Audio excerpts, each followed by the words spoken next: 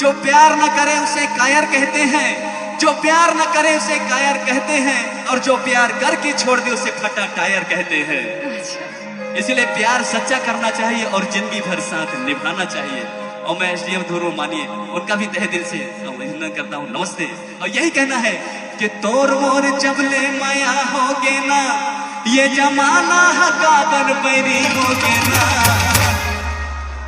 ये जमाना हकाबर पैरी होगे ना, मैं तो रहो दीवाना, मैं तो रहो राजा, मैं तो रहो दीवाना, मैं तो रहो राजा। अरे हो मोरे रानी,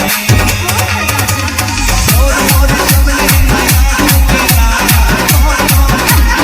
और मोरे जबले माया होगे ना, ये जमाना हकाबर पैरी होगे ना। के राई सलिया पारा जोरदार ताली बजा दो भाई शशि लगा। पीछे से क्या बोला?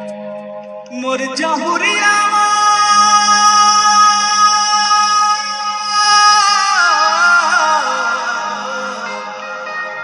हलवा गने आबे संगवारी मोर छूटा थे पारा, हे जहुरिया तोरे मयामा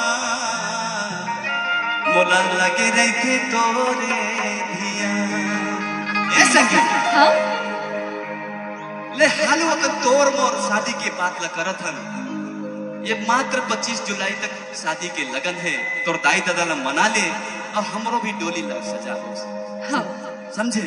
हाँ तोर से मिले तोर पारा मोहल्ला लखनपुर में आथो ना, तो जानथस आई होते? पुटरा के टूरा मन मोला गुंडा बन के छेकते मारथे पतियाथे यार। तबे ना तुला का था तोर से ना अब मिले मिले के मोला मन करते, अब तोर से दूरी हाँ जाए के मन नहीं करते, मैं तोर से सच्चा प्यार करते, मैं तो रहो दीवाना, मैं